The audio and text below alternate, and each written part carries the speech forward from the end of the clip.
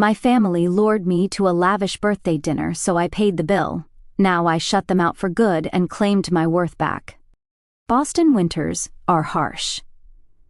Looking out from the window of my design studio, surrounded by downtown office buildings, I feel a warmth in my heart as I gaze at Newbury Street, decorated with Christmas ornaments. I, Jennifer Lawrence, have been running my interior design company, Creative Space, in this city for 10 years. I have finally established my position in the industry and achieved a stable life.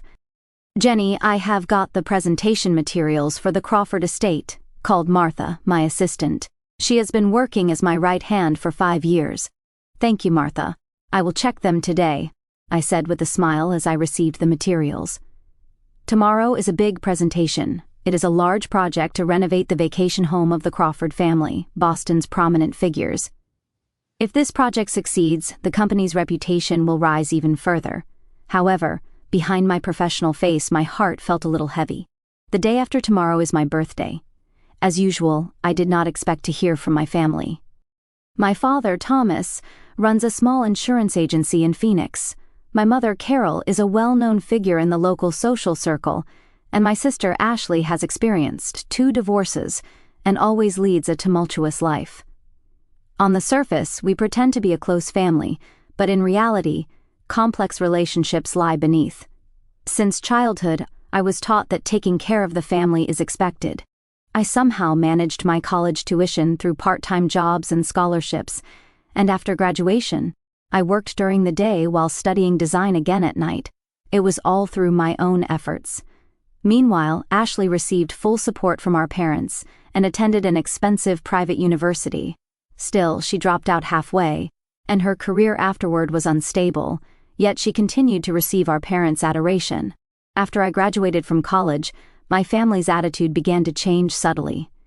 As I gradually became successful, my parents started to see me as the reliable eldest daughter. Especially in recent years, my parents' financial situation has not been good, and occasionally they would ask for assistance, always saying it was a temporary loan, but it was never repaid. The phone rang. An unfamiliar number. Jennifer Lawrence speaking. Jenny, it has been a while. It is Frank. Hearing the voice, I could not help but smile. It was my mother's brother, Frank. After losing his wife, he lives alone in a small town in Arizona. He always sits in the corner at family gatherings and rarely speaks. However, since childhood, I have somehow felt close to him. Uncle Frank, how are you? Oh, as good as my age allows. I heard your birthday is coming up. Congratulations, you remembered. Thank you. I sent a small gift. It should arrive tomorrow. Those words warmed my heart. There was someone in my family who remembered my birthday. Thank you so much, Uncle. You are welcome. By the way, have you been in touch with the family lately? Not much. They all seem busy. On the other end of the phone, Uncle Frank let out a small sigh. I see. Well, they have their own ways of living, but Jenny, you are doing well. I am proud of you. Those were words I had wanted to hear for a long time, words I never heard from my parents. Uncle, well, I should not keep you. Take care of yourself. I will be in touch. Even after hanging up, Uncle's words stayed with me. Uncle Frank had always watched over me from afar at family gatherings. Whenever I was disregarded by my parents and sister, he was the only one who gave me a look of understanding. Outside the office window, snow had begun to fall. I took a sip of coffee and tried to focus on the presentation materials for the Crawford estate when my cell phone rang again. This time, it was a familiar number from my mother. I took a deep breath and answered the phone. Happy birthday, Jenny. We wanted to make it a special night, so we have all planned something. Carol's cheerful voice came through the phone. I was so surprised that I was at a loss for words for a moment. It is rare for them to even remember my birthday, let alone plan something. Glam Zone in Beverly Hills this Friday at 7 post-meridium. We will all be waiting for you. Glam Zone? I raised my voice involuntarily. It is the most upscale French restaurant in Boston, famous for costing no less than $200 per person. Special days deserve special treatment. You always work so hard. Mom, thank you. I am so happy. My mother did not seem to notice the confusion in my voice. See you Friday then. Wear a lovely dress. After hanging up, I sat at my desk unable to move. Something was off. My parents and sister suddenly wanting to celebrate my birthday, and at such an expensive restaurant. Martha came in with coffee. Coffee? What is wrong? Did you see a ghost? My family wants to celebrate my birthday dinner at Glam Zone. That is wonderful. Martha was delighted, but she quickly noticed my expression. Wait, are you not happy? Honestly, I am surprised. They have never remembered my birthday before. People change. Martha shrugged. Why not enjoy it? Those words brightened my mood a little. Maybe this was a chance for family relations to improve. Friday evening, I successfully completed the presentation for the Crawford estate and left the office early. I bought a new dress for the special night and had my hair done. Despite Boston's winter cold, I chose a pale blue silk dress. Mother had said a lovely dress, so I splurged a little. At 7 post-meridium, I arrived at Glam Zone. In the entrance of the upscale restaurant where crystal chandeliers sparkled, I took a deep breath for a moment. Reservation for Lawrence.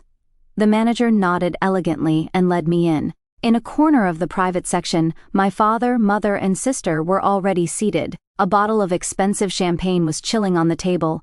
Jenny! Ashley stood up and embraced me more affectionately than usual. Dressed in a flashy pink dress, she looked especially radiant tonight. Happy birthday, my girl!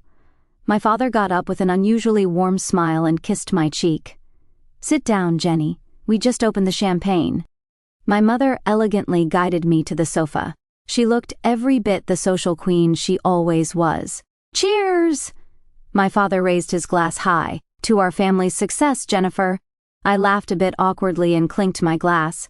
It had been a long time since my family welcomed me so warmly. It must have been hard to get a reservation here. I started the conversation. Yes, but it is a special night. Worth it, my mother smiled. Dishes were brought one after another. An amuse-bouche, lavishly using truffles, foie gras, sea urchin, lobster bisque. My mother and Ashley ordered one wine after another. My father, who usually does not drink, ordered cognac. The conversation flowed surprisingly pleasantly, with stories about my design company's success and Ashley's recent dates. Jenny, your company is growing more and more, my mother said. I am really proud, thank you, Mom. I was surprised but genuinely pleased. By the way, how did that Hamptons project go? My father showed unusual interest in my work. It went well. The client was very happy. That is amazing, Ashley said loudly. My sister is a huge success as a designer. All the dishes, from the Wagyu filet steak main course to the Grand Marnier soufflé dessert, were perfect. Surrounded by gourmet food and family warmth, I was spending a truly happy time for the first time in a long while. Thank you so much. Such a wonderful birthday present. I moved. I expressed my gratitude. My mother smiled, her eyes, perhaps due to the champagne, were unusually bright. We should be thanking you. Thanks for the treat. At that moment, everything felt as if it had frozen. It took me a few seconds to understand the meaning of her words. At the same time, the waitress placed a black leather folder in front of me. Your bill, madam. I was confused for a moment. The meaning of my mother's words, we planned, suddenly became clear. They had intended from the start to have me pay. My father and Ashley began to laugh out loud. Come on, you are successful. This level should be easy for you, right? Ashley said. Looking at the bill, it was about $850, 2 bottles of special wine, expensive cognac, and a selection of the finest dishes. Are you joking? I asked quietly. I could not stop my voice from trembling. What are you talking about? You are a successful designer, are you not? You can afford this much for your family, my mother said calmly. There was not a trace of guilt in her expression. We are proud of you, Jenny, my mother continued. That is why we wanted to give you the opportunity to express your gratitude. I felt as if the room temperature had suddenly dropped. I understand. My voice was surprisingly calm, even to myself. My hands were shaking with anger, but I maintained a composed expression. I took out my credit card and signed the bill. My family was still laughing and beginning to plan the next drinking party. Their conversation continued as if I was not even there. Jenny, how about having Ashley's birthday here next month too? My mother said as if it was not her concern. That private room was lovely, was it not? I slowly stood up. I felt something breaking irreparably inside me. I had been used by them many times before, But tonight's event was unforgivable. It was not just about the money. The reality that they did not see me as a human being, as family, finally reached my heart. "Do not contact me again," I said quietly. My father said with a laugh, "Come on, it was just a joke, Jenny. Do not take it so seriously." "A joke?" My voice rose slightly. "This is a joke? Pretending to celebrate my birthday when you intended to have me pay from the start? My, how dramatic. Can you not take a joke?" My mother looked at me with contemptuous eyes. "We are family, right? Since you have been successful, is it not natural to give a little back to us? Give back?" I laughed in disbelief. Who helped me when I went to college? Who supported me when I studied design again? I did everything on my own, bringing up such old matters. Ashley rolled her eyes. "Always thinking about yourself." "I have experienced divorce, and it was really tough."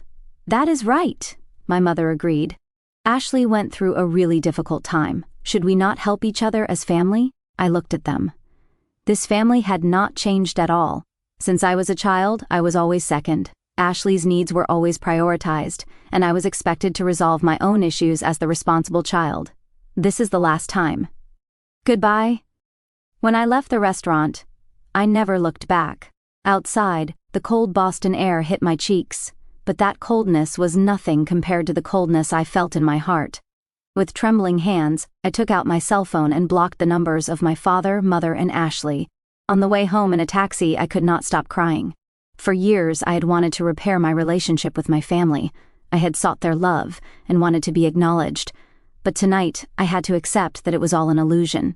When I arrived at my apartment, there was a small package at the entrance. It was a birthday present from Uncle Frank. Opening it, inside it was an old silver photo frame. It contained a picture of him with his late wife, and there was a short letter, "Dear Jennifer, the most important thing in life is true bonds. You have always been honest and kind. Believe in your path and move forward. I am proud of you. With love, Uncle Frank." I held the frame to my chest and cried. That night, I felt as if I had lost my family, but at the same time, I felt like I had found myself. The next morning, surprisingly, there was a call from my father.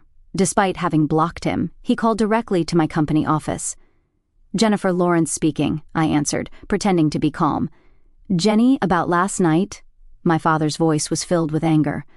"What kind of attitude was that?" "Embarrassing your family like that."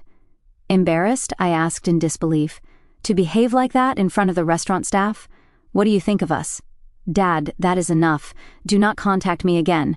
We did not raise you. Without us, you would not be where you are now." At those words, I laughed quietly. "Do you really think so? Then tell me, how did you support me specifically?" On the other end of the phone, my father was at a loss for words, just as I thought. "Goodbye, Dad." From that day on, for several weeks, I immersed myself in work. The Crawford Estate project was a great success, and new requests kept coming in. On the surface, I acted as if nothing had happened, but at night, sometimes the faces of my family would come to mind, and my chest would hurt. However, I never regretted my decision. A month later, Martha rushed into the office looking flustered. "Jenny, something terrible is happening." What she handed me was a local social newsletter. It contained a photo of a charity party hosted by my mother. Ashley, standing next to my mother, was holding photos of the interior of a famous movie actor's home that I had designed. The article read, "Ashley Lawrence's talent recognized. Designs Hollywood star's home." What is this? I stared at the page in shock. "That is terrible." Martha expressed her anger. "That was your work. Why?" I was at a loss for words. It was a project from 2 years ago, one of the first big jobs my company had handled, which greatly enhanced the company's reputation. That afternoon, there was a call from Uncle Frank. "Jenny, have you heard the recent rumors about the Lawrence family?" "Yes, Uncle. It seems Ashley is claiming my work as her own." "That is awful."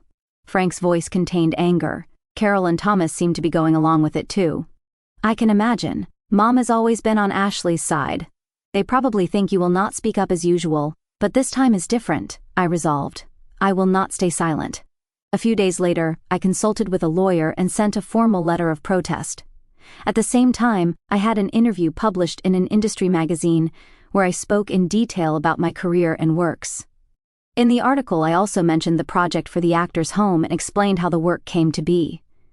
The day after the article was published, my mother called the company. This time, the secretary answered and said, "Miss Lawrence is out of town," but she did not give up. An email arrived. "Jennifer, why are you doing this? Are you trying to hurt your family?" Ashley is crying her eyes out. She had just caught a break. I took a deep breath and replied, "Mom, if speaking the truth hurts the family, then what is family in the first place? I will not be used anymore. I am just protecting my work and efforts." After pressing the send button, a strange sense of liberation came over me. 6 months passed. I organized my life in Boston and moved my new base to New York.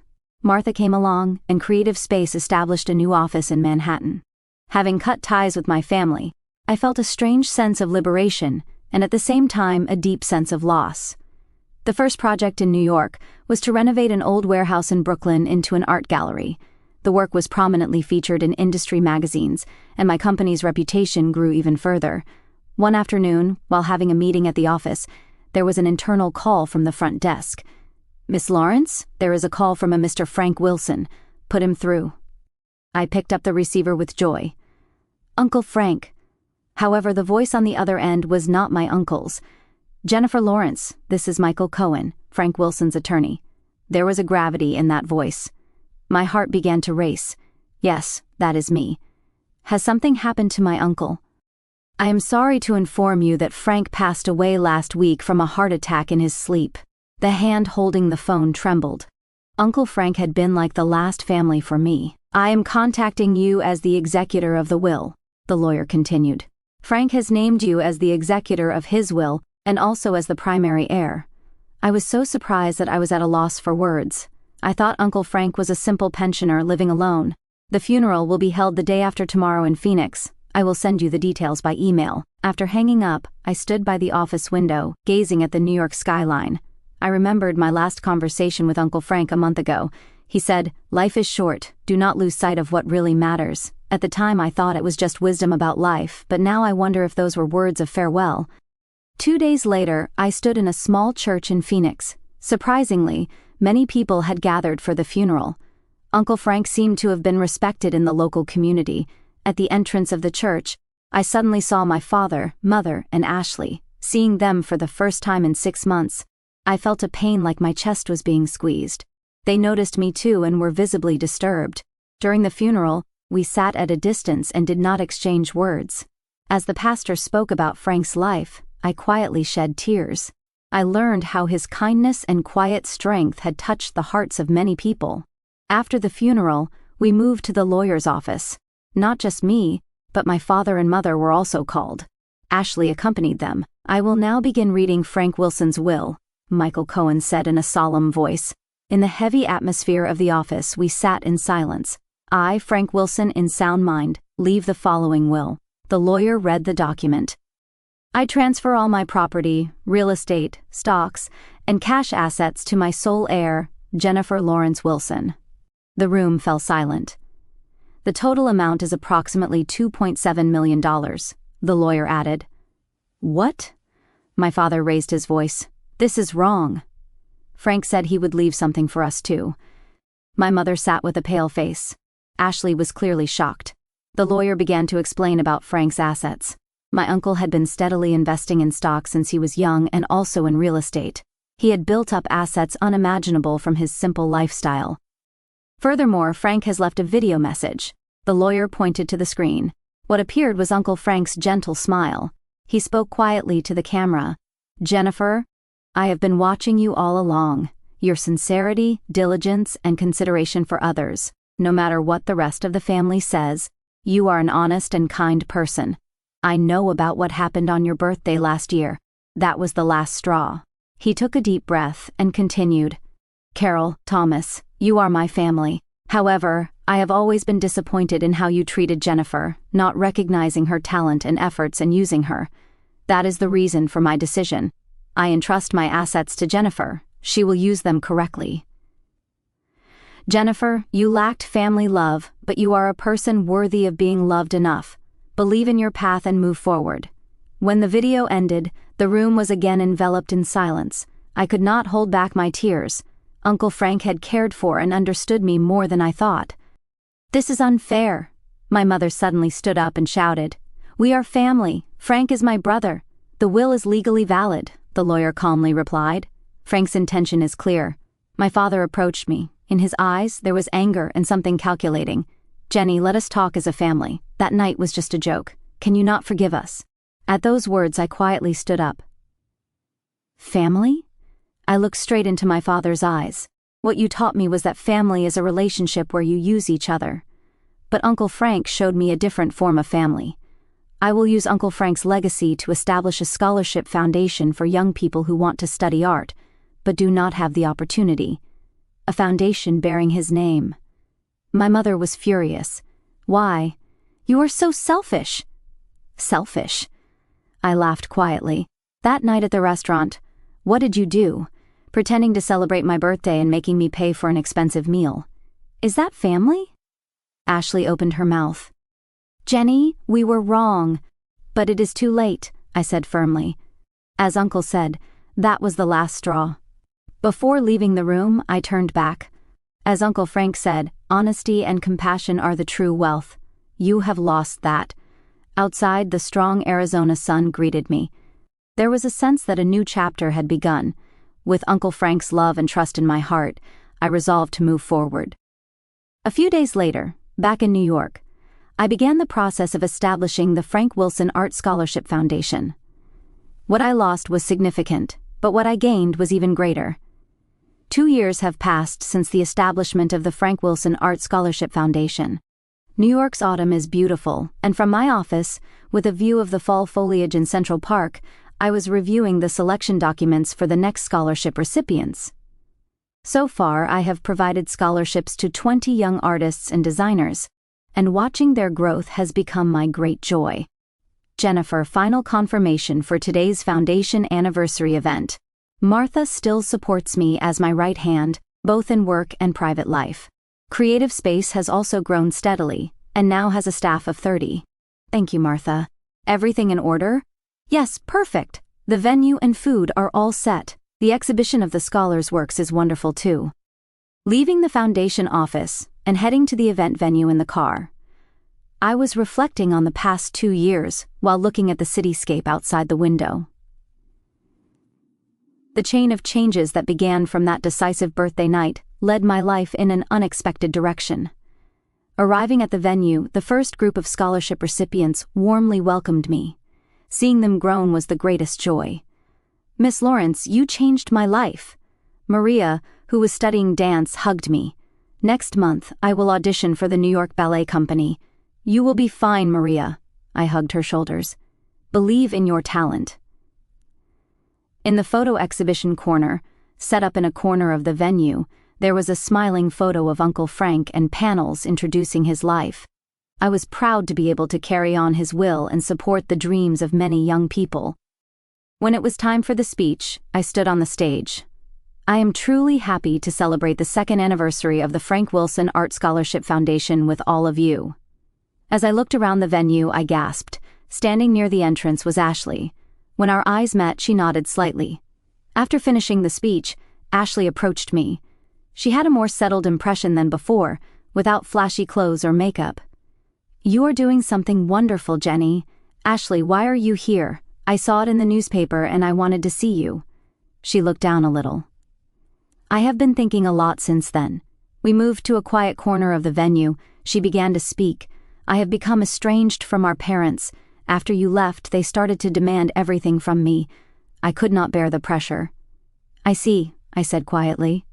"Dad and Mom?" "Dad's health has deteriorated. Mom is still desperately trying to maintain her position in social circles, but she does not have the influence she once had." Ashley smiled bitterly. "After word about our company spread, many people started to distance themselves." "And you?" "I work at a small gift shop. It is the first time I am living on my own strength." There was a sincerity in her eyes that I had never seen before. "It is difficult, but there is a sense of accomplishment." We stood silently side by side for a while. "I came to apologize, Jenny," Ashley said quietly. "I truly regret what I did to you. I finally realized how selfish I was."